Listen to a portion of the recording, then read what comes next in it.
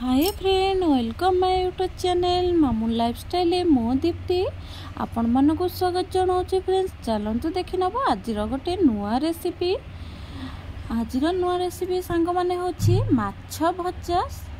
आपण माने भाबुथिबे माछ भजा तो पुणी नुआ रेसिपी कौन। मु जेमती माछ भजा करे पखाळ भात पाई आपण मानक सहित शेयर करछि।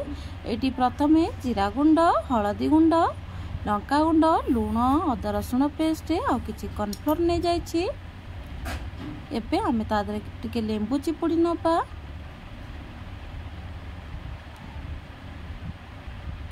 एबे हमें तादरे किछि गरम मसला लास्ट को ऐड करके पानी देकी आपको भल भाबरे गोळेई नबा।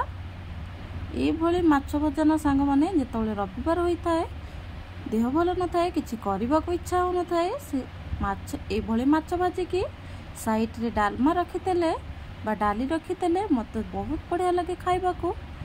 सेति पई आपण मानक सहित आज शेयर कली। चलंतु देखि नबा मो केमती माछ भजा करूछि। एटी देखि परथिबे हमर जो आणाटा बाट ओटा पूरा रेडी हे गलानी। एबे हम एटी माछ भजा पई रोही माछ रखिचे। आपण जे कोनोसी मन पसंदर माछ नहीं पारिबे। एटी हमें गोटे तावा गरम करी नबा। तावा गरम हो आसलानी। एबे हमें तादरे सोरिष तेल दे दबा। सोरिष तेल देकी माछ भाजिले ता टेस्ट संग माने बहुत बढ़िया आसी थाए। एटी हमर तेल पूरा तातिकी बांफ हो आसलानी। एबे हमें तादरे माछ को मसला धीरे गोळेकी दे दबा।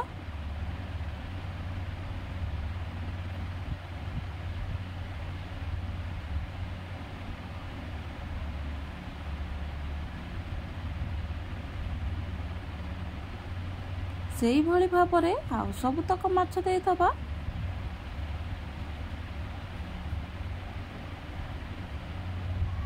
एबे हमर गोटे मिनिट परे हमें देखिबा हमर तळो धीरे धीरे माछ हेई आसिलानी। गैस टाको पूरा स्लो रखिबे जेमती तळो न पड़ी जाए। धीरे धीरे माछ तळ पटरो सिझी आसीबो आ मध्य भल क्रिस्पी हेबो। ये देखिकी तो जानी पारुथिबे माछ भजा केते क्रिस्पी जना पड़ुछि।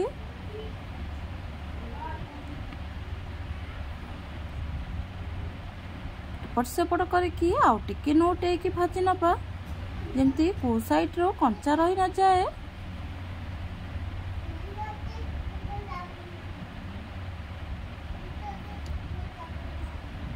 एबे हमर प्रस्तुत होई आसिलानी क्रिस्पी माछ भजा।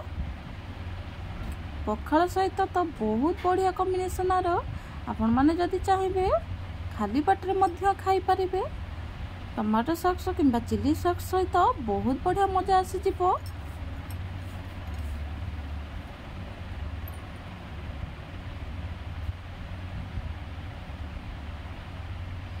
जदि मोर एई भिडियोटी आपण मानकु भल लगी थाए ताले निश्चिंत गोटे लाइक करिवे, कमेंट करिवे, सांग मानक सहित शेयर करिवे। रहुछि नमस्कार।